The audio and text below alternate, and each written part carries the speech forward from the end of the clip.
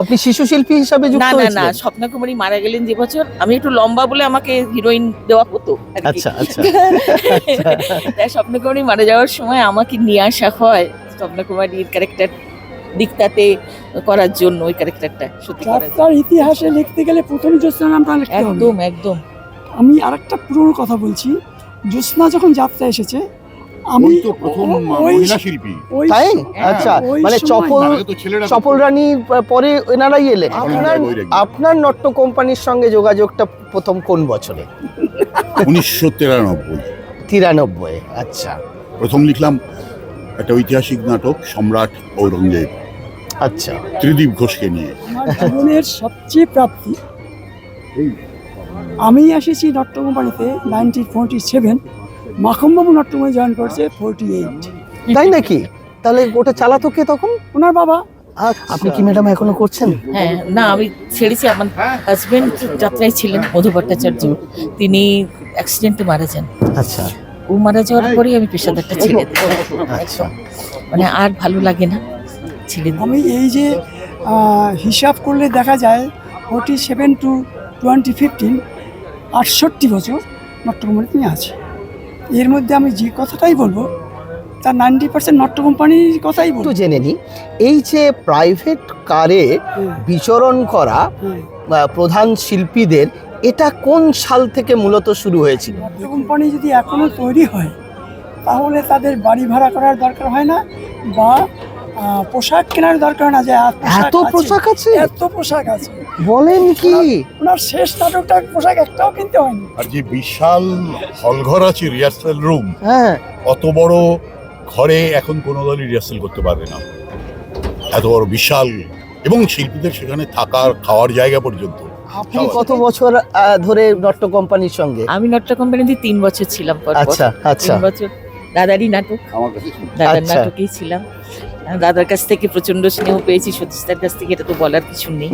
প্রচন্ড না, কেন কেন এগিয়ে আসছে না নট্য কোম্পানি আবার স্বমহিমায় আবার কাজ করার জন্য? দেখুন, এর সঠিক উত্তর ঠিক আমি জানা নেই, তবে যেটুকু আমি জানি সেটা হচ্ছে দল হবে না এমন জায়গা কিন্তু এখনো নেই। মানে হতে পারে। হতে পারে, এখনো হতে পারে। এখন একটা যাত্রা পার্টি এক প্যান্ডেল থেকে আরেক প্যান্ডেল যেত, পুরো স্টাফ, মানে রাঁধুনি থেকে প্রধান অভিনেতা কেউই বাড়ি থাকতেন না, একসঙ্গে যেতাম।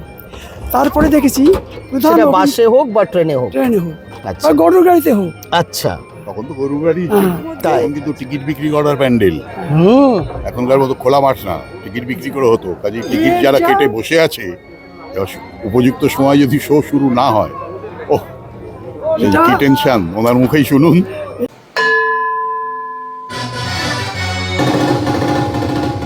আজ এই মুহূর্তটা আমার জীবনে কিন্তু শ্রেষ্ঠ মুহূর্ত হতে চলেছে, যেখানে আমরা পাচ্ছি সেই মানুষগুলোকে যারা 60-এর দশক, 70-এর দশক, 50-এর দশকে দাপিয়ে যাত্রা করে বেরিয়েছে মাঠে, ময়দানে, মঞ্চে। তারই একজনকে পেয়েছি। আর এই মানুষটা তো এখনো দাপিয়ে বেড়াচ্ছে শহরতলি। উৎপল রায় আপনারা চিনতেই পাচ্ছেন, কিন্তু এই মানুষটি কিন্তু আমার কাছে আর একটু বিশেষ।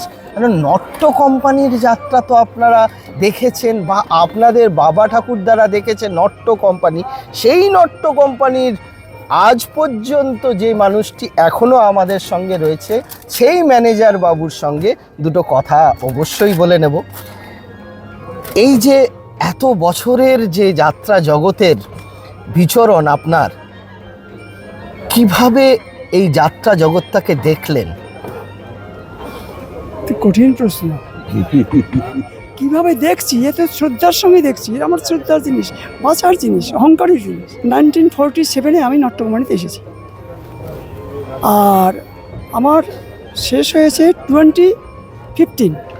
আচ্ছা এর মধ্যে আমি দেখেছি যাত্রায় আসার সময়ের ছবিটা, মাঝখানটার ছবিটা, বর্তমান ছবিটা, এই তিনটা ছবির মধ্যে আমি যে পরিবর্তনগুলো দেখেছি। যখন আমরা প্রথম এসেছি তখন একটা যাত্রা পার্টি এক প্যান্ডেল থেকে আরেক প্যান্ডেল যেত, পুরো স্টাফ, মানে রাঁধুনি থেকে প্রধান অভিনেতা কেউই বাড়ি থাকতেন না, একসঙ্গে যেতাম। তারপরে দেখেছি প্রধান সেটা বাসে হোক বা ট্রেনে হোক। ট্রেনে হোক আচ্ছা বা গরুর গাড়িতে হোক। আচ্ছা তখন তো গরু গাড়ি। হ্যাঁ।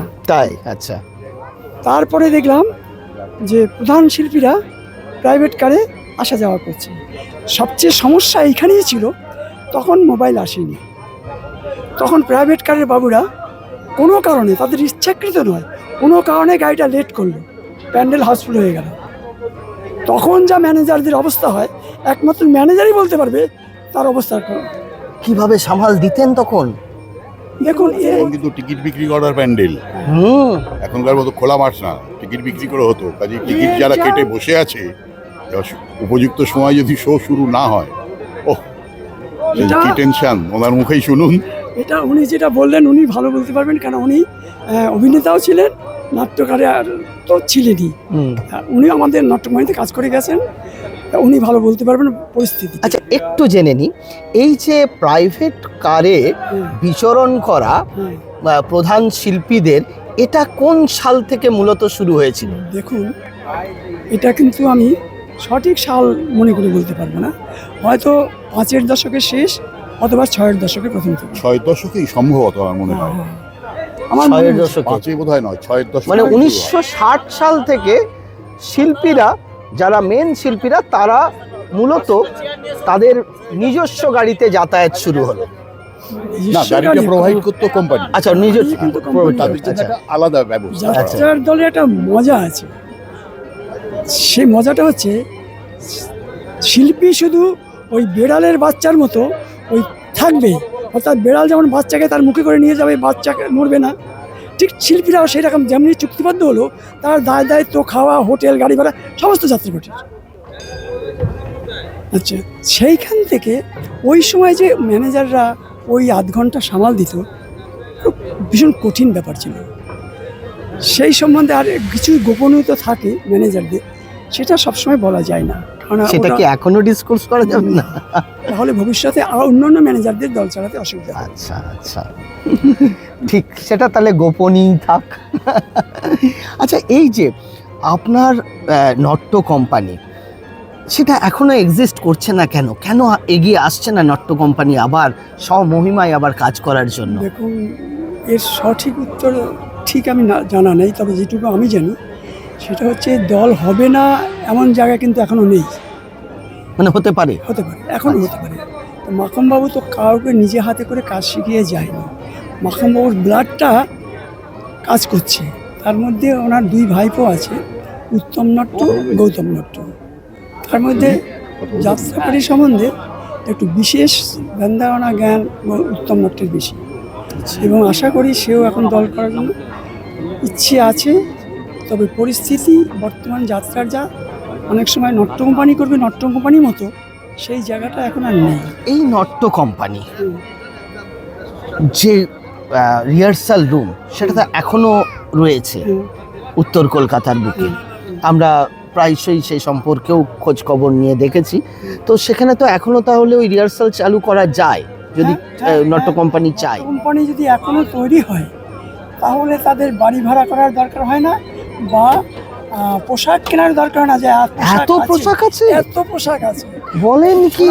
ওনার শেষ নাটকটা পোশাক একটাও কিনতে হয়নি। আর যে বিশাল হলঘর আছে, রিহার্সাল রুম, হ্যাঁ, অত বড় ঘরে এখন কোনো দলই রিহার্সাল করতে পারবে না, এত বড় বিশাল, এবং শিল্পীদের সেখানে থাকার খাওয়ার জায়গা পর্যন্ত সব আছে। সেটাই তো শুনছি। মানে আমি যত শুনছি তত আশ্চর্য হচ্ছি যে যাত্রা, এই যে প্ল্যাটফর্মটা, এই যে অভিনয়ের জায়গাটা, কতটা শ্রদ্ধার সঙ্গে, কতটা মানে পুজোর মতো একটা বিষয় ছিল। যখন প্রথম নট্য কোম্পানিতে এসেছি, আমি দেখে অবাক হয়ে গেছি।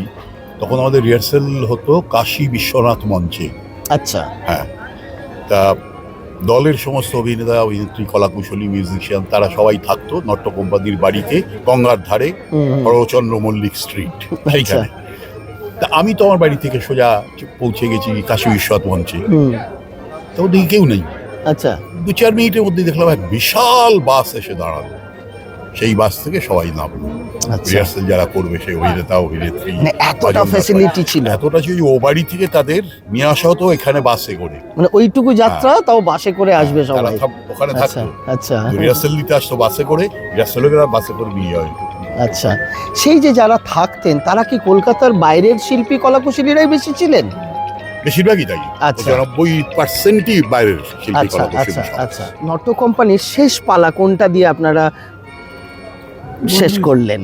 মানে শেষ বলবো না, মানে সেই সময়ের শেষ। প্রেম যুগে যুগে, প্রেম যুগে, হ্যাঁ। হ্যাঁ, আমার প্রেম লেখা, যুগে যুগে আমার লেখা, আপনারই লেখা? পরিচালনা, আচ্ছা অভিনয় করিনি। আচ্ছা, এতে কে কে ছিলেন?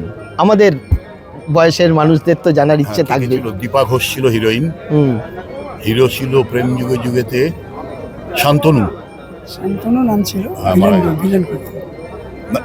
আর একজন ছিল না, সুব্রত ছিল সবার, হ্যাঁ, না প্রেম যুগে যুগেতে সুব্রত ছিল না, শান্তনু বলে একজন ছিল, সিরিয়ালের ছিল, ভালো ছিল। সে করতো। আচ্ছা অতুলবাবু, এই এটা কোন সালের ঘটনা যে শেষ, যেটা আপনারা 15 বোধ হয়, 2015 2015? আচ্ছা, 2015-তে নট্য কোম্পানির শেষ পালা, মানে পালা হয়ে বন্ধ হয়।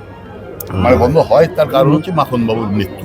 আচ্ছা আচ্ছা।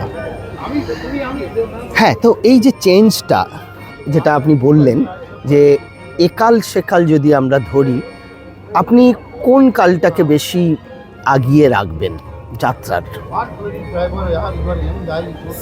মানে একমাত্র সেই নকশাল পিরিয়ডটার সময় ছাড়া 60-এর দশক থেকে যাত্রা ঊর্ধ্বমুখী এবং স্ট্রিম পয়েন্টে চলে যায় 80-র দশকে। এবং তখন অন্তত চিতপুরের সম্বন্ধে আমার ধ্যান ধারণা শোনা, দেখা না, আমার দেখা শুধু নট্য কোম্পানিতে। আমি এই যে হিসাব করলে দেখা যায় 47 to 2015, 68 বছর নট্য কোম্পানিতে আমি আছি। এর মধ্যে আমি যে কথাটাই বলবো তার 90% নট্য কোম্পানির কথাই বলবো। অবশ্যই। আচ্ছা, স্বপ্ন টানা তোমার শেষ হোক, আমি আসছি। তা এর মধ্যে 80 দশকটা তো আমাদের সাংঘাতিক ভালো ছিল। যে একটা রেকর্ড করেছিল যে মাখনবাবু ডিক্লেয়ার করে বায়না নিতেন যে আমি অমুক দিন থেকে নতুন বছরে বায়না নেব। আচ্ছা তা সে বছর আমাদের নাটকটা ছিল গঙ্গাপুত্র বিশ্বের পরের বছরটা, কুরুক্ষেত্রে কৃষ্ণ। আচ্ছা তা লোক আগের দিন থেকে আমাদের কলকাতার বর্তমান অফিস বাড়িটা আপনার জানা থাকলে হুম আমার শোভাযাত্রা গঙ্গার ধারে, হুম সমাজের গঙ্গাধারে তিনতলা বাড়ি, তিনতলাতে সরু গলি, সরু গলি, ভালো করে গাড়ি ঢোকে না। ওইখানে থেকে পরের দিন বায়না নেবে, ওইখানে থেকে লোক লাইন দিয়ে গঙ্গার ধার পর্যন্ত ছিল এক রাত, ফুল নাইট। আগের দিন সন্ধ্যা থেকে আগের লাইন দিন পড়েছে। 1980 সালে? 1982 মধ্যে হবে হয়তো। বাপ, সারা রাত মানুষ ওইখানে গঙ্গার ধারে লাইন দিয়ে দাঁড়িয়েছিল। ইতিহাসে আছে কিনা জানি না। এবং শেষ পর্যন্ত আপনারা তো গিয়ে কুপন বিলি করে এলেন, কুপন বিলি এইভাবে করেছি। কষ্ট করবেন না, আমরা নাম্বার দিয়ে কুপন তৈরি করে দিচ্ছি, সকালে ওই কুপন দেখে সিরিয়ালি বুকিং করা হবে। মানে গোটা বাংলা, ইতিহাস তখন তো এগুলো। উড়িষ্যা, আসাম থেকেও আসতো এখানে, শুনেছি যাত্রার বুকিং করতে। মানে আর একটা কথা বলছি, তখন আমাদের কলকাতা হলে শো হচ্ছে, স্টার থিয়েটারে যখন আমাদের টিকিট বিক্রি হচ্ছিল, তখন স্টার থিয়েটারের কাউন্টার থেকে ট্রাম রাস্তা পর্যন্ত লাইন হয়ে গেছিল। আচ্ছা এটা কোন কোন পালার কথা বলছেন? এটা আমাদের ওই নটি বিনোদী, মামাটি মানুষ, অজল পয়সা, গঙ্গাপুত্র বিশ্ব, এই সব 70-এর দশকে। আচ্ছা গঙ্গাপুত্র বিশ্ব এই সময়। আর সবচেয়ে যেটা আমি বলছি যে আমার ওই বছরটা এই মুহূর্তে মনে করে রাখতে পারছি না, আচ্ছা, কাজেই রেকর্ডটা বলতে পারি এই ঘটনা ঘটেছে। আরো কিছু যদি এরকম ইন্টারেস্টিং ঘটনার কথা বলেন, খুব আনন্দ পাবে আমাদের দর্শকরা। যে যাত্রার উন্মাদনা কি লেভেলে ছিল তখন, ছবি সিনেমাও চলছে, কিন্তু 82 সাল মানে তখন উত্তম বাবুরা দাপিয়ে বেড়াচ্ছে। যখন কলা মন্দিরে, ওইটাই বলতে যাচ্ছি আচ্ছা আচ্ছা যে আজ পর্যন্ত কলকাতাতে কলা মন্দিরের মতো একটা হলে যাত্রা দল যাত্রা করতে পারে, এটা কল্পনা করতে পারে। আচ্ছা মাখনবাবু কলা মন্দিরে আমাদের শো করেছে, শুধু নয় রিহার্সেল দিয়েছে পর্যন্ত, ভাড়া হল দিয়ে, ভাড়া নিয়ে, হল ভাড়া নিয়ে।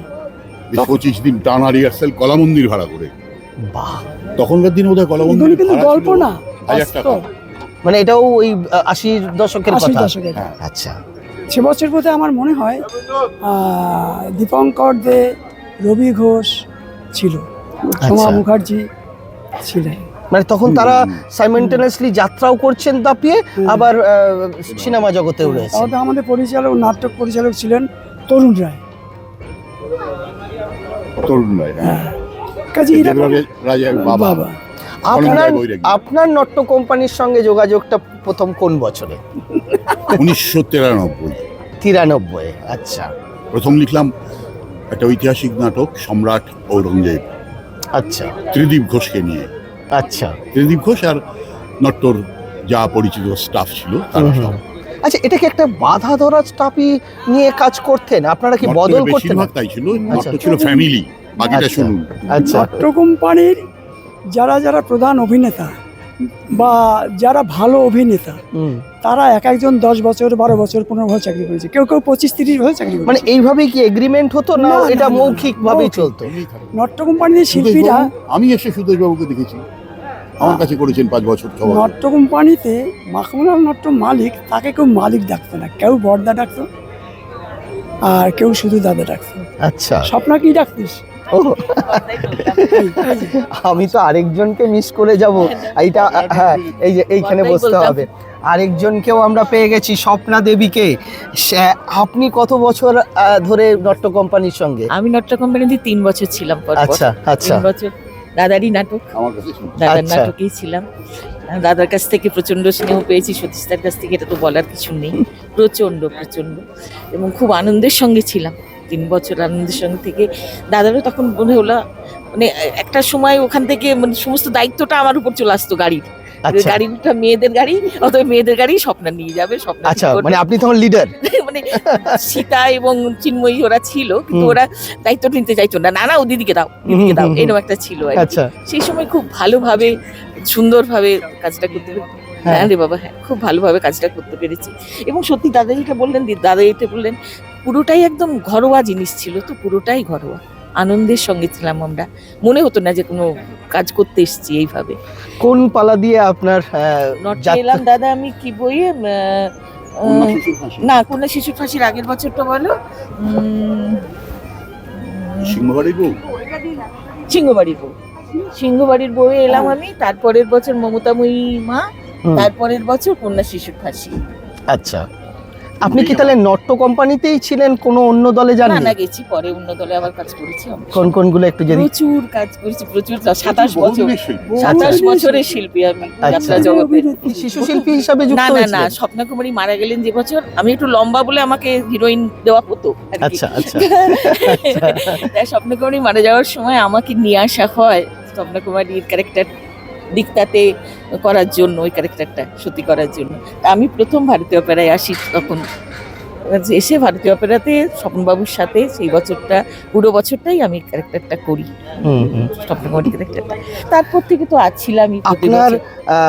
মানে একেবারে প্রধান চরিত্রে আপনি কোন কোন পালায় ছিলেন এখনো পর্যন্ত মনে আছে কি? হ্যাঁ, অনেক পালা, অনেক পালা, কত বলবো। আমার লক্ষ্মী ফিরিয়ে দাও, দাদার তো লেখা কন্যা শিশু ফাঁসিতে হিরোইন ছিল ঠিকই সেটা, কিন্তু দাদা এত সুন্দর একটা ক্যারেক্টার দিয়েছিলেন আমাকে, যেটা আমার করতে খুব ভালো লাগতো, সুষমা বলে।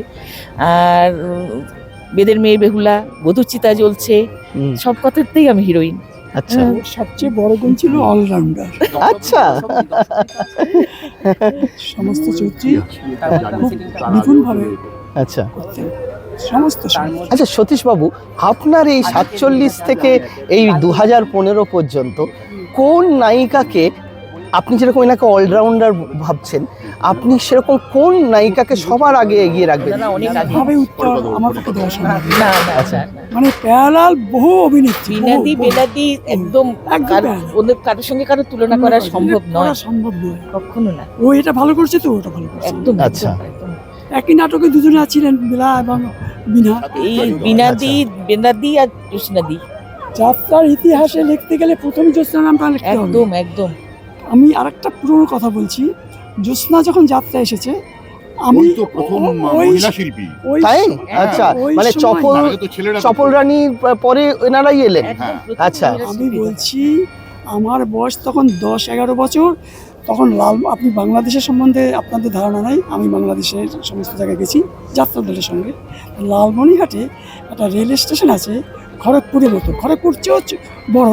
মানে রেলের উপরে যে ব্রিজটা আছে, সেই ব্রিজটার এপার ওপার যেতে বেশ কয়েক মিনিট সময় লাগে। আচ্ছা, বাংলাদেশের কথা বলছেন? বাংলাদেশে কোন রংপুর রংপুর রংপুর। রংপুরে? আচ্ছা।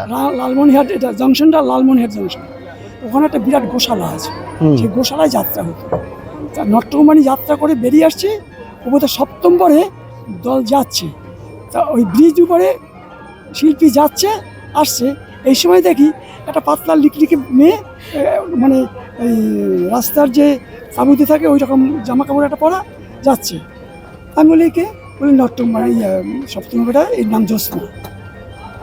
আমার মনে হয় এটা হবে 48 থেকে 50। মানে সবে সবে স্বাধীন হয়েছে দেশ, হ্যাঁ হ্যাঁ সবে বাংলাদেশ তৈরি হয়েছে, মানে পূর্ব পাকিস্তান তখন, তাই তো? হ্যাঁ, আচ্ছা। এইটা কিন্তু বাস্তবে আমি দেখেছি তাকে। তার মানে পূর্ব পাকিস্তানে ভাগ হওয়ার পরেও যাত্রা হতো, আপনারা গিয়ে করতেন? আর পাসপোর্ট যে বছর হয়েছে তারপর থাকা যায়নি।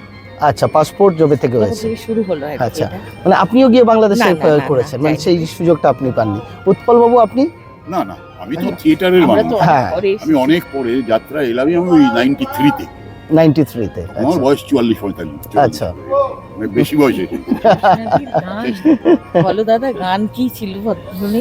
তৎকালীন বাপরে কি গান তার! যাত্রায় এত অল্প বয়সে এত ভালো অভিনয় জ্যোৎস্না মতো পাওয়া যায় না। তারপরে তো যারা যারা এসেছে কাকে ছোট করবো, যখন দিয়ে এসেছে তখন সেই বড়। নিশ্চয়ই। আচ্ছা। আর তখন যে একটা সুরের গান, এখন যেটার অঙ্গহানি হয়েছে বলা যেতে পারে, হ্যাঁ। সেটা নিয়ে আপনারা এখন কি তো করবেন? গদ্য আর পদ্যপাত হয়ে গেছে। আগে কবি গদ্য আর পদ্য, কেন কবি আমরা আগের নটকম্পানিতেও তো কবিতা দেখেছি, এখন- দাদা গান লিখতেন, গানের সুর করতেন শিবাজিদা, না দাদা? শিবাজিদা গানের সুর করতেন, দাদা গান লিখতেন, এইভাবেই তো গান হতো। এখন যেটা হয়ে গেছে শুধু আমি ছোট করে বলছি না কাউকে, কিন্তু ব্যাপারটা হচ্ছে সিনেমার গান ইত্যাদি গান এখন সেটা এসে গেছে এখন। তো তখন সুর করা গানই গাওয়া হতো ক্যাসেটের গান। সমস্ত। সেই সুরগুলো আপনারা কি বাড়িতে বসে তুলতেন না না না, রিহার্সাল রুমে। রিহার্সাল রুমে? ওটাই বলছি যে নট্য কোম্পানি রিহার্সাল রুম মানে একটা তাহলে সরস্বতীর পীঠস্থান। একদম। আচ্ছা, সেখানে গান সব- হচ্ছে, অভিনয়ের শিক্ষা হচ্ছে। আপনাকে আর ব্যস্ত করব না। এই মুহূর্তের যাত্রা কি আপনি দেখেন, এইটুকু জিজ্ঞেস করব। যাত্রার কাছে পিঠে তাকানো হয় না। হুম, যাত্রা এখন একটা দিক একদম বন্ধ হয়ে গেছে, অর্থাৎ বর্ধমানের একটা অংশ, বাঁকুড়া পুরুলিয়ার একটা অংশ বন্ধ হয়ে গেছে। এই দিকটা এখন হয় মেদিনীপুরে, পূর্ব মেদিনীপুর, 24 পরগনা, এই দিক। আর তোমার আশা হয় না এখন, তাই তো? না, লাস্ট আপনি কি যাত্রা দেখলেন? লাস্ট আমি দেখেছি মাঠে বসে যাত্রা দেখেছি, গঙ্গাপুত্র বিশ্ব, যেটা সুনীল চৌধুরী লিখেছিলেন, আচ্ছা ওইটা দেখেছি বর্ধমান শহরে আচ্ছা হয়েছে। আচ্ছা আচ্ছা। আচ্ছা ওইটা দেখেছি। রুমা করেছিল যে। হ্যাঁ, রুমা করেছে। আচ্ছা, তো সেটা তো এই রিসেন্টলি, বেশি দিন আগে নয়। আচ্ছা, কেমন লেগেছে? ভালোই লেগেছে। যাত্রার লোক তো আমি, আচ্ছা, ভালো লাগবে। যা দেখি তাই ভালো লাগে। আমার জীবনের সবচেয়ে প্রাপ্তি, আমি এসেছি নট্য কোম্পানিতে 1947, মাখনবাবু নট্য কোম্পানি জয়েন করেছে 48। তাই নাকি? তাহলে ওটা চালাতো কে তখন? ওনার বাবা আচ্ছা জমিদার নট্য। আচ্ছা, তিনটা পুরুষের সঙ্গে আমি যুক্ত, মাখন নট্যের বাবা, মাখনবাবু, পরবর্তী প্রজন্ম। আপনি কি ম্যাডাম এখনো করছেন? হ্যাঁ, না আমি ছেড়েছি। আমার হাজবেন্ড যাত্রায় ছিলেন, মধু ভট্টাচার্য, তিনি অ্যাক্সিডেন্টে মারা যান। আচ্ছা ও মারা যাওয়ার পরেই আমি পেশাদারটা ছেড়ে দিই। আচ্ছা মানে আর ভালো লাগে না, ছেড়ে দিই। এখন ওর নামে আমার একটা গ্রুপ আছে নাটকের, আচ্ছা, সেটা চলছে। নাটকের গ্রুপ, মানে যাত্রার নয়? না, মানে যাত্রা থেকে আপনি নিজেকে সরে গেছি, সুন্দরভাবে সরে সরিয়ে গেছি, নিয়েছেন। সরে গেছি। আচ্ছা। ও মারা যাওয়ার পর আর ভাবিনি থাকতে, আচ্ছা, চলে গেছি। এখন আছি, অভিনয়ের সঙ্গে জড়িয়ে আছি, হুম। কিন্তু যাত্রাটা ছেড়ে দিয়েছি, এই আর কি। কিন্তু আপনার- যাত্রা আমার আতুর ঘর, আমি যাত্রা থেকেই বড়, হুম। সব স্বাভাবিকভাবে, এটা আলাদা জিনিস। ভালো থাকুন আপনি, আপনি যে এই অন্তত এগুলো করছেন, এর জন্য ধন্যবাদ আপনাকে। হ্যাঁ, আমি পরম সৌভাগ্যবান যে আপনাদের মতো মানুষের সঙ্গে আমরা কথা বলতে পারছি, এটাই আমাদের কাছে একটা বিরাট সৌভাগ্য। ধন্যবাদ আপনাকে। আমাদের ভিডিও ভালো লাগলে লাইক এবং শেয়ার করুন, কমেন্ট সেকশনে গিয়ে জানান আপনাদের মতামত। কোথায় থেকে দেখছেন সেটাও আমাদের জানাবেন, তাহলে আমরা বুঝতে পারবো কত দূর আমরা পৌঁছতে পারলাম। আরও ভিডিও পেতে আমাদের চ্যানেলটি সাবস্ক্রাইব করুন এবং প্রতি মুহূর্তে আপডেট পেতে প্রেস করুন পাশে থাকা বেল আইকন।